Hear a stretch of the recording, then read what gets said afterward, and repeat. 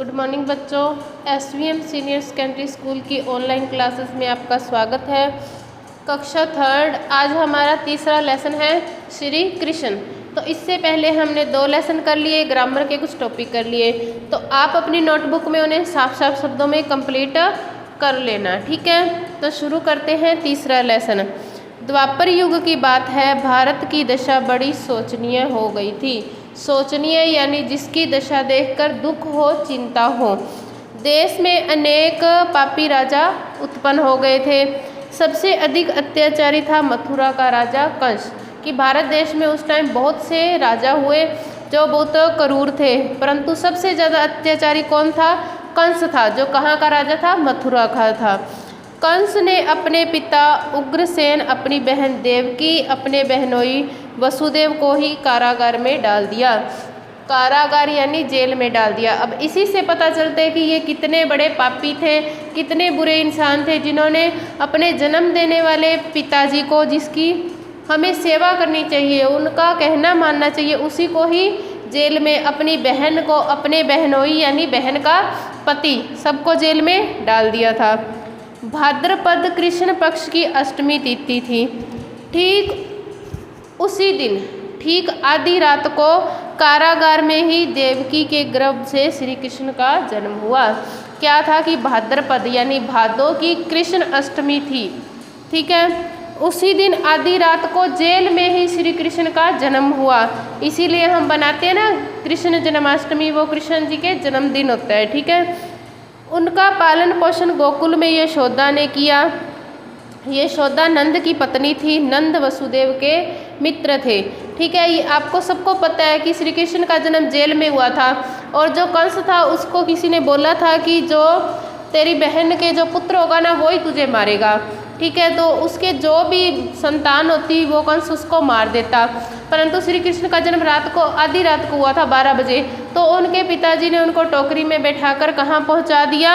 उनको पहुँचा दिया गोकुल में, यशोदा को दे दिया। तो उसी ने ही श्री कृष्ण का पालन पोषण किया था, ताकि कंस उसको मार न सके, ठीक है। गोकुल में बार बार राक्षस आते थे। राक्षस होते हैं दैत्य या पापी लोग, कि उन्हें पता चल गया कि श्री कृष्ण को गोकुल में पहुंचा दिया गया है, तो वहाँ पे वो कृष्ण जी को मारने के लिए तरह तरह के राक्षस दैत्यों को भेजने लगा। उत्पात करते थे, यानी बहुत नुकसान करते थे, लोगों को मार देते थे। इसलिए जब श्री कृष्ण लगभग 3 वर्ष के थे, नंद गोकुल छोड़कर वृंदावन बस गए। जब श्री कृष्ण 3 साल के हुए तो नंद, जो श्री कृष्ण के पिता थे, उन्होंने मथुरा छोड़ दिया और कहाँ आकर बस गए? गोकुल छोड़ दिया और कहाँ बस गए? वृंदावन में बस गए। श्री कृष्ण ने कंस का वध किया, अपने नाना उग्रसेन को पुनः गद्दी पर बैठाया। श्री कृष्ण ने बड़े होकर कंस को मार दिया और अपने नाना को दोबारा गद्दी पर बैठा दिया। अपने माता पिता को कारागार यानी जेल से छुड़ाया। अनेक दुष्टों का संहार किया। संहार यानी नाश किया, उनको मार दिया। अनेक राक्षसों को मार दिया। सज्जनों की रक्षा की। श्री कृष्ण की शिक्षा दीक्षा संदीपन आश्रम में हुई। अब आजकल जैसे हम स्कूल में पढ़ाई करते हैं, तो पहले क्या होता था? आश्रम बने होते थे, जहाँ पर बच्चों को छोड़ दिया जाता था, वहीं रहकर वह अपनी पढ़ाई करते थे। तो श्री कृष्ण की पढ़ाई कहाँ हुई थी? संदीपन आश्रम में हुई थी। सुदामा इनके बड़े प्रिय मित्र थे। अब हम भी पढ़ाई करते हैं, स्कूल जाते हैं, तो हमारा कोई बेस्ट फ्रेंड होता है ना, वैसे ही श्री कृष्ण का बेस्ट फ्रेंड कौन था? सुदामा थे। इनमें आपस में धनी निर्धन का कोई भेदभाव नहीं था।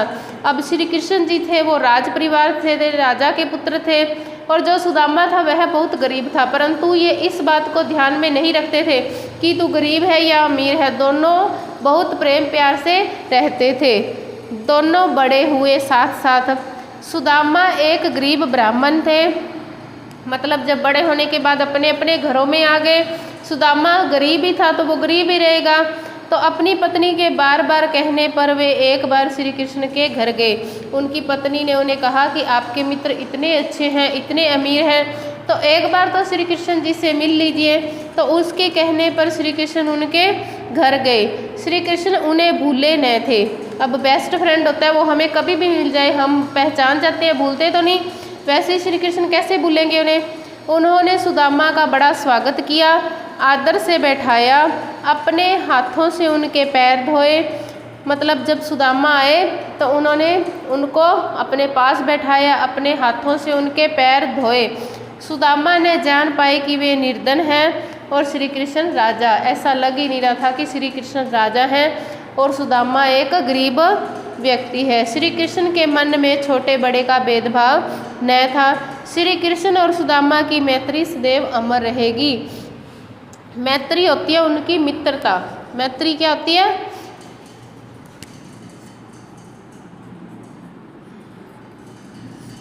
मित्रता।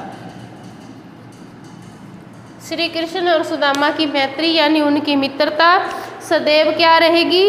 अमर रहेगी। हमेशा लोग उन्हें याद करते रहेंगे। कौरवों और पांडवों के बीच हुए महाभारत के युद्ध से श्री कृष्ण ने अर्जुन को गीता का अमर उपदेश दिया। उन्होंने कहा कि आत्मा है, अजर है, अमर है।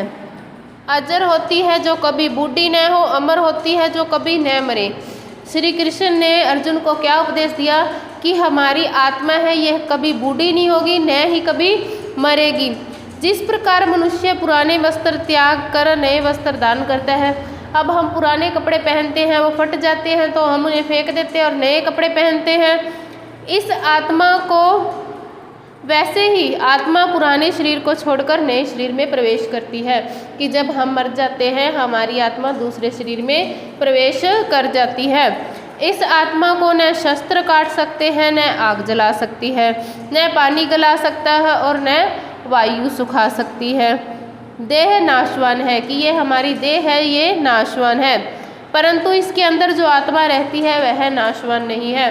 कि ये हमारा शरीर है, जब हम मर जाएंगे तो इसको जला देंगे, ये नाशवान है, ये खत्म हो जाएगा, परंतु हमारे अंदर जो आत्मा है वो दूसरे शरीर में प्रवेश कर जाएगी, क्योंकि वह तो परम ब्रह्म है, भगवान है। हमारी आत्मा है जो भगवान है, इसीलिए हमें अच्छे कर्म करने चाहिए, हमेशा सत्य बोलना चाहिए, है ना।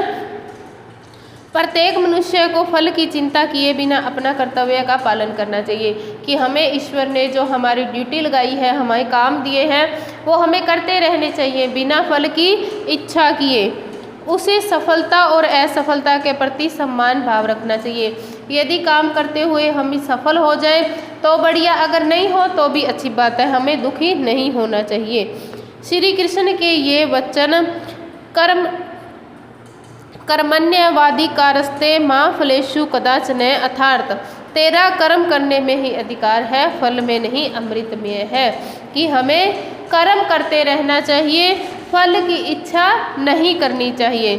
श्री कृष्ण के उपदेश सुनकर अर्जुन को अपने कर्तव्य का क्या हुआ? ज्ञान हुआ। जब श्री कृष्ण ने उन्हें उपदेश दिया तो उन्हें पता चला कि ये मेरा कर्तव्य है, मेरी ये ड्यूटी है। उन्होंने वीरतापूर्वक युद्ध किया। श्री कृष्ण उनके रथ के सारथी थे, अतः महाभारत के युद्ध में पांडवों की विजय हुई। श्री कृष्ण का संपूर्ण जीवन अत्याचार और अहंकार से संघर्ष करने में बीता। संघर्ष होता है लड़ाई, कि उनका पूरा जीवन दैत्यों से, राक्षसों से लड़ाई झगड़ा करने में ही व्यतीत हो गया। वे एक महान पुरुष थे, सबकी सेवा करना ही परम कर्तव्य था। वे चाहते कि सब लोग अपने कर्तव्यों का पालन सच्चाई के साथ करें। श्री कृष्ण क्या चाहते थे? कि हम सभी अपने कर्तव्यों का पालन पूरी ईमानदारी से, सच्चाई के साथ करें। हम लोग उनको कभी नहीं भूल सकते, हमें उनके बताए हुए मार्ग पर चलना चाहिए। श्री कृष्ण ने क्या उपदेश दिया? कि हमें अपना कर्म करता रहना चाहिए, फल की इच्छा नहीं करनी चाहिए, सच्चाई के मार्ग पर चलना चाहिए। ठीक है, तो हमारे पाठ में जो कठिन शब्द आए हैं वो देख लो। सोचनीय का अर्थ होता है जिसकी दशा देखकर दुख हो या चिंता हो। ठीक है, कोई खराब स्थिति में हो, उसे देखकर हमें दुख हो, चिंता हो, वो होता है सोचनीय। फिर है कारागार। कारागार का अर्थ होता है जेल। ठीक है, राक्षस का अर्थ होता है दैत्य या पापी। संहार का अर्थ होता है नाश। अजर का अर्थ होता है जो कभी भी बूढ़ा न हो, अजर। अमर का अर्थ होता है जो कभी न मरे। संघर्ष यानी लड़ाई, मैत्री यानी मित्रता। तो ये शब्दार्थ और बहुविकल्पी क्वेश्चन आप अपनी नोटबुक में कर लेना। ठीक है।